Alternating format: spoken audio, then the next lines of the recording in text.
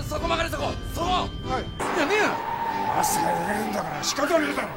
こんなところ入れませんよいいから曲がるな曲がるなお前頑張りますほら曲がれよほら言ってないですよ。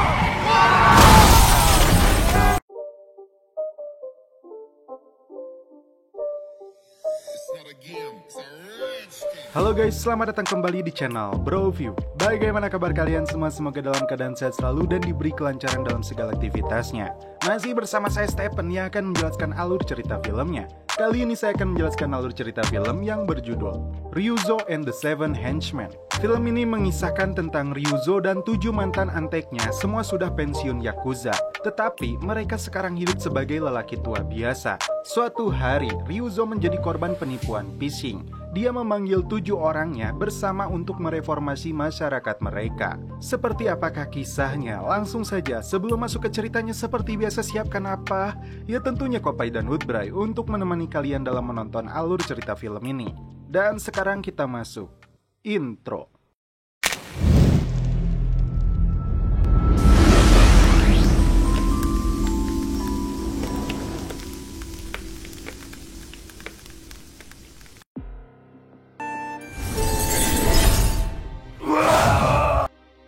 Di awal film, diperlihatkan seorang mantan pimpinan Yakuza yang bernama Ryuzo.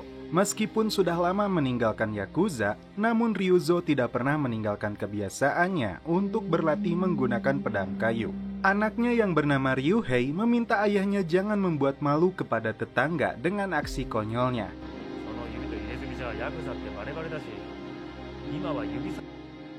Karena keluarganya akan berlibur, Ryuzo diberi uang jajan selama seminggu. Bukannya berdiam diri di rumah, pria tua ini malah menggunakan uangnya untuk bermain slot. Kesal dengan seorang pria yang mencuri bolanya hingga dia berhasil memenangkan jackpot, Ryuzo langsung menghajar pria itu.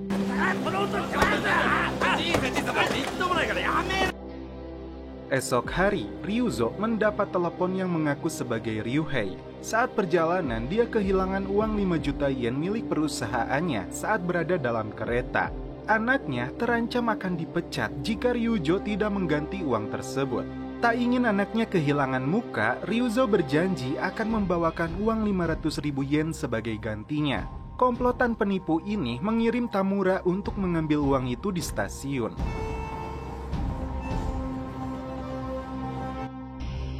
Bukannya memberikan uang tunai, mantan bos Yakuza ini memberikan sabuk kulit buaya, koi kuno peninggalan kaisar, dan platinum milik keluarganya.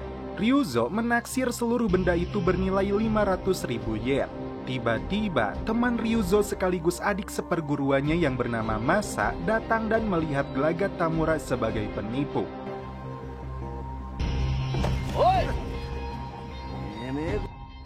Ryuzo yang blow on mengeluarkan pisau untuk memotong jarinya sebagai simbol Yakuza sejati. Dia meminta maaf untuk menggantikan kesalahan anaknya. Melihat 2 pria tua aneh ini, Tamura yang ketakutan memilih untuk kabur. Datang ke restoran, 2 pria tua ini malah bertaruh dengan menebak pesanan makanan dari pelanggan yang datang.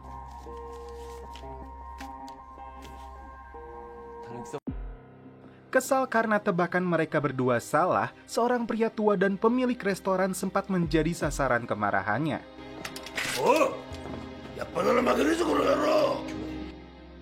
Saat sedang berjalan santuy, Ryuzo dan Masa melihat mantan anggota Yakuza yang bernama Mokichi yang diganggu sekelompok gangster anak muda. Untuk menakuti mereka, Ryuzo menunjukkan tato miliknya.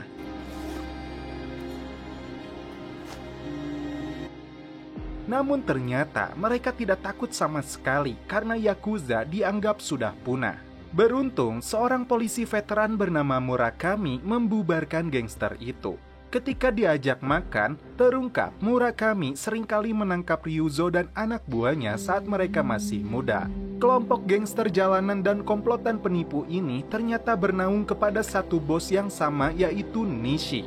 Anak buahnya yang bernama Sasaki melaporkan bahwa mereka kesulitan mendapatkan dana akibat gangguan dari mantan Yakuza ini. Karena gangguan dari gangster anak muda itu, Ryuzo memiliki rencana untuk merekrut kembali veteran Yakuza. Setelah mereka muncul, nama Yoshio Watanabe alias Mac yang hobinya memakai pakaian rock and roll dan berbuat cabul. Kemudian Hideo yang ahli dalam melempar paku hingga tepat sasaran. Selanjutnya Takanori yang saat muda ahli melempar pisau cukur sepertinya berbeda dengan kondisinya sekarang.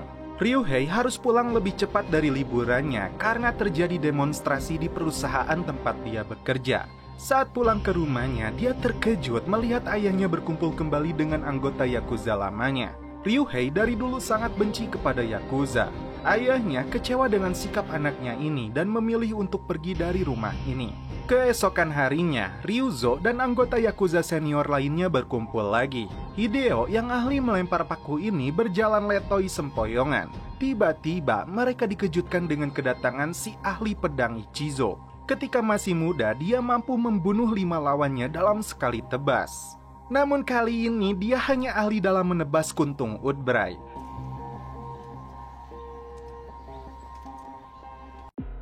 Meskipun sudah udur, Mac masih mampu memainkan pistolnya.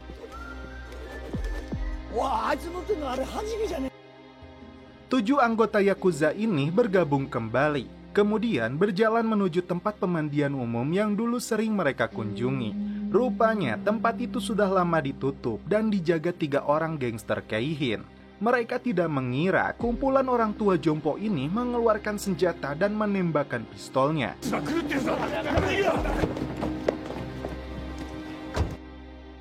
Gangster itu pun langsung kabur. Ryuzo dan 6 anggotanya merayakan kemenangan pertama mereka di sebuah kedai. Ryuzo dipilih menjadi ketua Yakuza karena sepak terjang dan jumlah pembunuhan yang dilakukan Ryuzo melebihi anggota lainnya. Setelah melakukan ritual untuk meminum dari mangkuk yang sama, Ryuzo meminta mereka semua untuk mulai berpatroli. Keesokan harinya, seorang sales datang ke rumah Masa dan memberikan secara gratis penyaring air keran. Namun sales ini memaksa Masa untuk membeli kasur gulung produk miliknya. Dia pun ketakutan saat melihat banyak pria tua dengan tato Yakuza di tubuhnya. Kasur itu pun diberikan dengan cuma-cuma. Seorang pria sehat bernama Tokunaga berpura-pura pincang menggunakan kursi roda untuk menagih hutang. Ryuzo dan anggotanya langsung menciduk Tokunaga.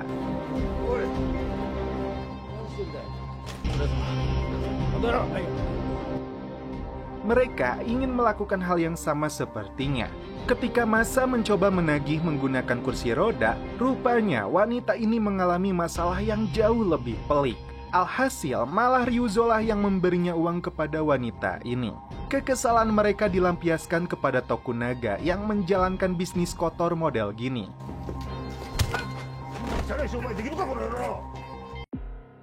Dia mengaku sebagai anak buah dari seorang bos gangster Keihin bernama Nishi dan Sasaki. Ryuzo dan anggotanya datang ke markas Keihin.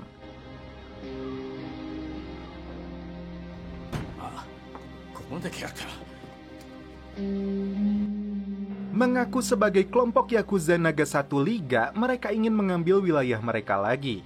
Mereka juga mengancam akan membongkar bisnis kotor yang dilakukan komplotan gangster ini. Nishi kemudian menelepon detektif Murakami untuk mengusir komplotan pria jompo ini.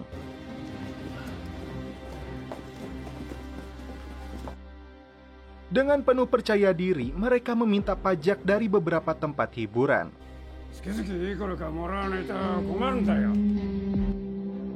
Dengan hasil yang mereka dapatkan, mereka begitu yakin itu karena si pemilik ketakutan kepada mereka. Padahal aslinya mereka kasihan melihat orang tua ini.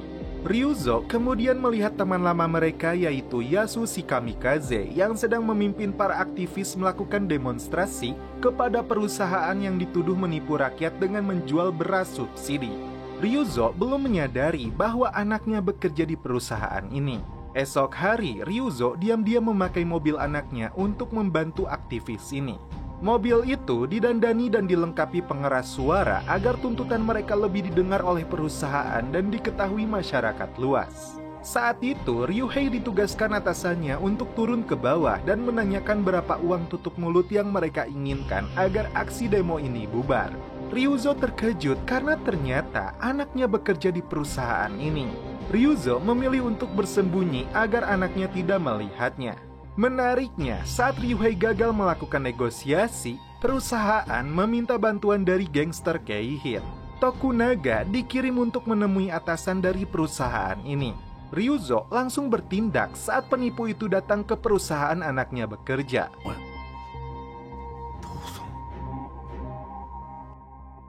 Ryuzo berhasil membongkar rencana penipuan yang dilakukan Tokunaga kepada perusahaan ini. Jangan pernah permainkan mantan Yakuza. Akibatnya, Tokunaga dihajar oleh Nishi karena kesal rencananya untuk mendapatkan uang telah gagal. Dan imbalan jutaan yen itu akhirnya didapatkan oleh Ryuzo dan anggota Yakuzanya. Sue bagi Ryuhei karena dituduh bersekongkol dengan ayahnya dengan bukti mobil miliknya yang dipakai untuk demonstrasi. Nasib sial menimpa skuad Yakuza. 1 juta yen yang mereka miliki dipertaruhkan semuanya untuk judi balapan kuda. Mokichi mengira Ryujo menyuruhnya memasang taruhan di angka 53, padahal maksudnya di 55, dan ternyata itu karena 2 jari milik Ryuzo telah terpotong.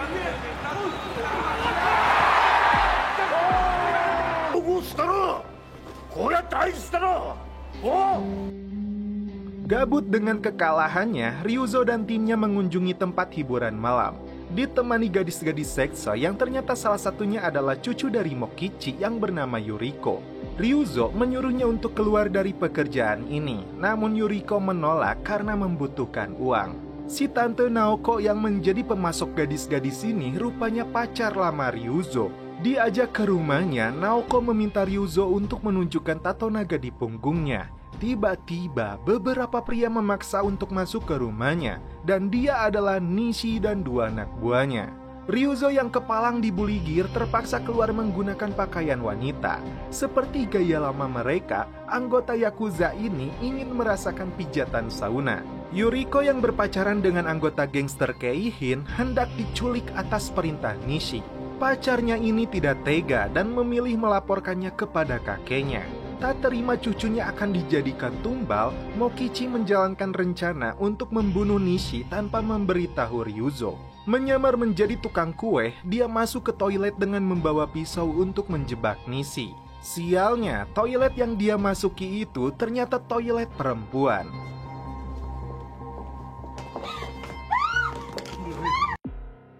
Mokichi yang terciduk, dia diseret ke hadapan Nishi, dan dengan kejinya dia pun langsung dihabisi.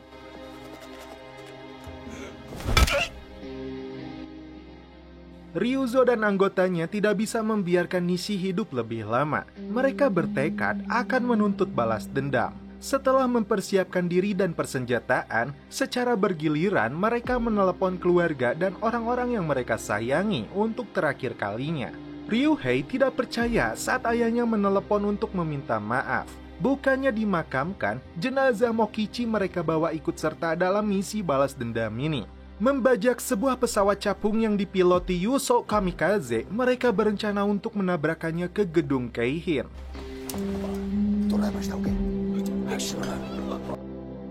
Namun yang terjadi, Yuso malah berkeliling dan mendaratkan pesawatnya di kapal induk milik Amerika.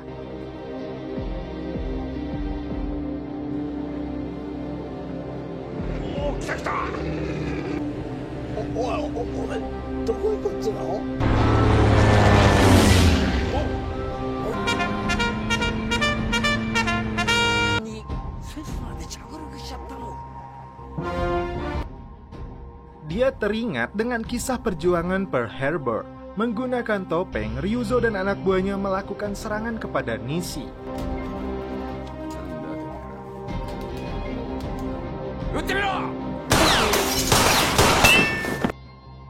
Malahan, jenazah Mokichi yang terus-menerus menjadi sasaran mereka.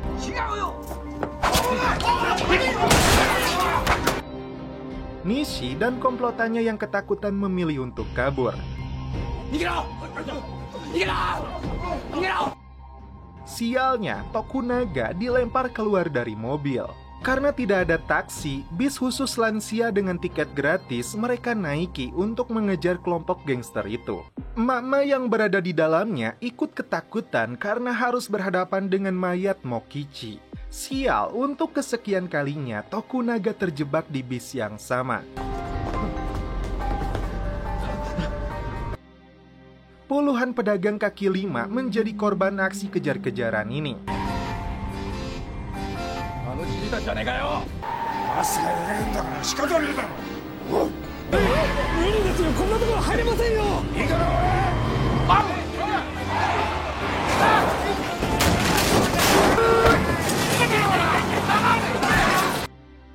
Mobil gangster itu akhirnya terjebak di sebuah jalan buntu. Mereka langsung dihajar dengan teknik Yakuza oleh para senior ini.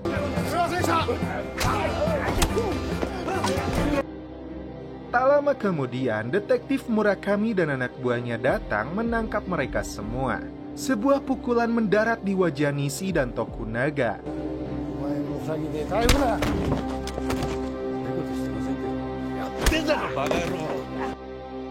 Ryuzo dan anggota Yakuza lainnya ikut ditangkap. Dan setelah itu film pun berakhir. Oke guys, bagaimana menurut kalian alur cerita film dari Ryuzo and the Seven Henchmen ini? Menurut saya, meski mayoritas aktor dan aktris di film ini sudah sangat senior dan tidak muda lagi, namun mereka semua masih energik dan dapat menghadirkan tontonan yang menyegarkan dan bikin sakit perut. Dan untuk mengobatinya, jangan lupa minum kopai, seruput dulu.